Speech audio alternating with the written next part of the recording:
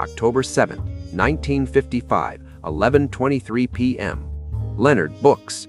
Patterson's hands trembled as he signed the wire transfer form that would send him to Mexico with everything. 2 million.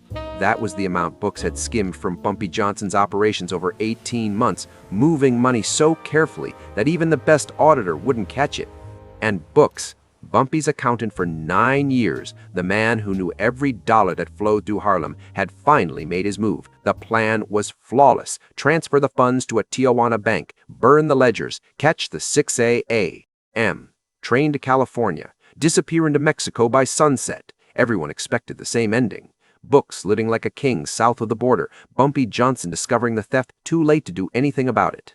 But what Books didn't know, what the bank manager never suspected, was that Bumpy Johnson didn't trust numbers on paper. He trusted the people who watched, the people who counted them.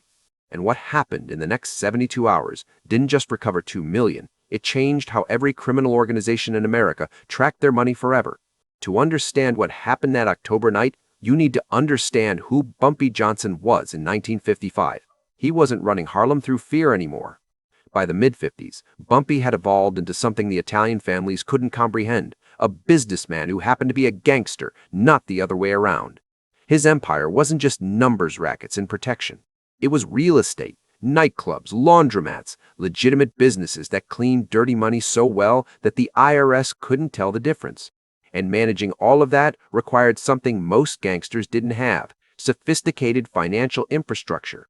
The money flowing through Harlem in 1955 was staggering. The numbers racket alone pulled in $50,000 a week. Add in protection, loan sharking, and legitimate businesses, and Bumpy's organization was moving over 3 million annually. That kind of money needed tracking, needed accounting, needed someone who understood both the criminal and legitimate sides of finance. Someone like Leonard Patterson. Books had come to Bumpy in 1946, fresh out of Howard University with a degree in accounting, and nowhere to use it because white firms wouldn't hire a black man no matter how smart he was.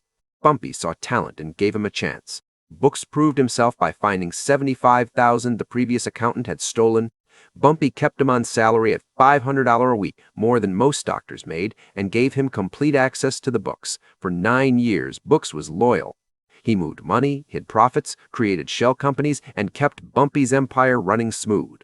When the IRS came sniffing, Books made the numbers dance. When rival gangs tried to figure out Bumpy's cash flow, Books kept them blind. He was invaluable, trusted, family. But somewhere around 1954, Books started thinking about what $500 a week meant versus what he was protecting. He was making $26,000 a year while managing operations worth millions. And that math didn't sit right. Not when he knew exactly where every dollar was, exactly how the system worked, and exactly how to make money disappear. Books didn't wake up one day and decide to steal 2 million. He tested the waters first. June 1954, he skimmed $5,000 from a cash house, moved it through 3 accounts, and waited. Nothing happened. Bumpy never mentioned it. So Books got bolder. 10,000 here, 15,000 there, 15,000 there. Small amounts from different sources, never enough to trigger alarms. By October 1955, Books had built a network of ghost accounts, fake vendors, and offshore transfers that had moved 2 million out of Bumpy's operations into banks Bumpy didn't even know existed. The beauty of it was the complexity.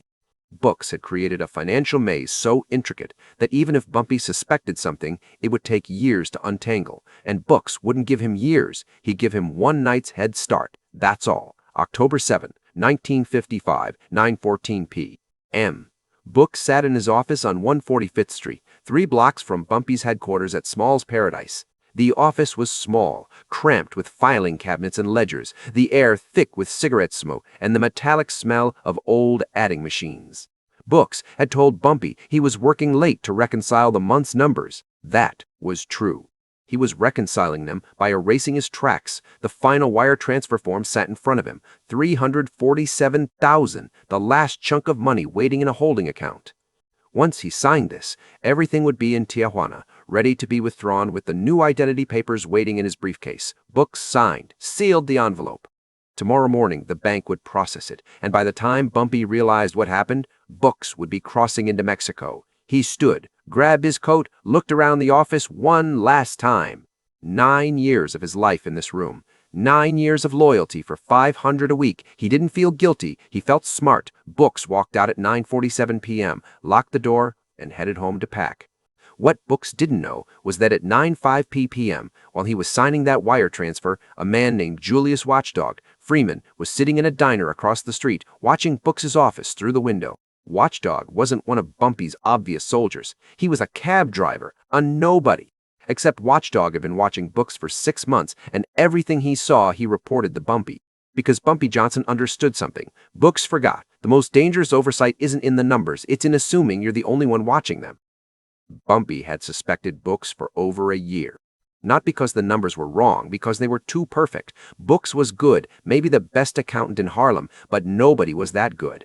When cash houses reported receipts down to the exact dollar month after month, when expenses aligned perfectly with projections, when everything balanced without variation, Bumpy knew someone was cooking the books so well they forgot to add the imperfections that made them believable.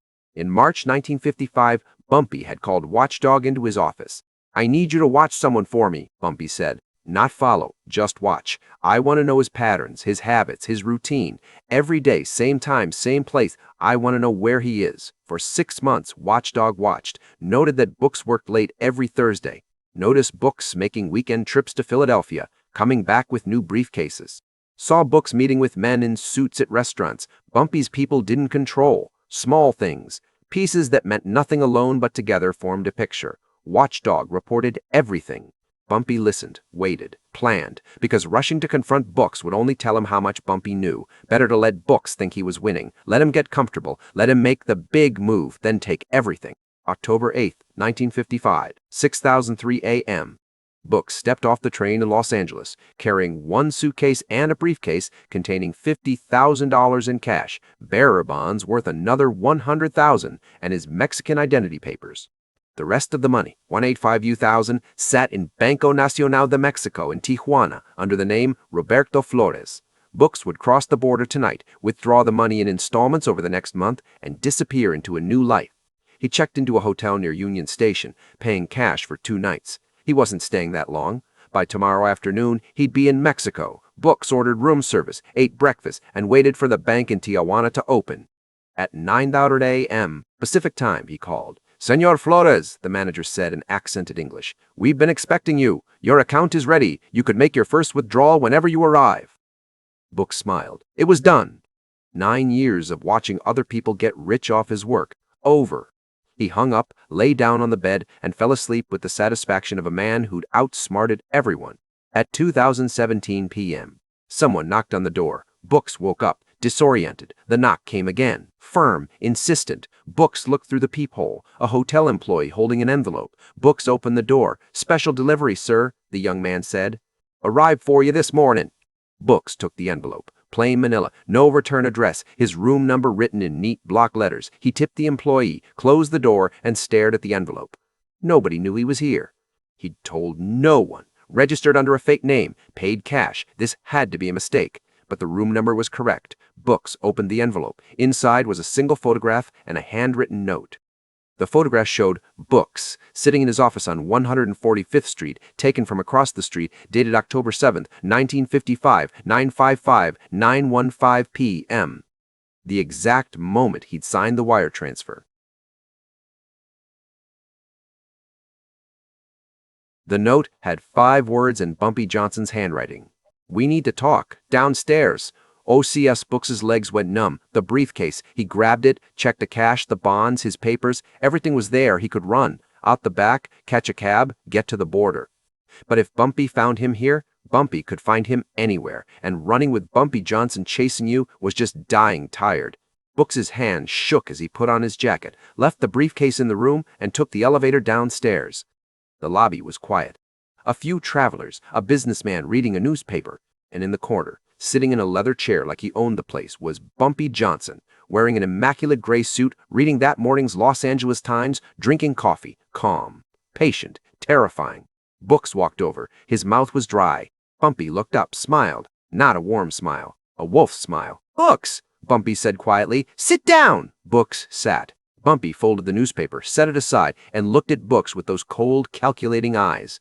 "You're wondering how I found you. It wasn't a question. Books nodded anyway. I've known about your Mexico plan for 4 months, Bumpy said. Roberto Flores, Banco Nacional, the whole thing. You're a smart man, Books. Best accountant I ever had. But you made one mistake. What mistake? Books whispered. Bumpy leaned forward. You thought being smart with numbers made you smart with people. Books felt his world collapsing. The money is already back in my accounts, Bumpy interrupted. Every dollar. I made some calls yesterday. Banco Nacional was very cooperative once I explained the situation. Turns out the manager there, Senor Vasquez, he's got a cousin in East Harlem who runs a restaurant. Small world.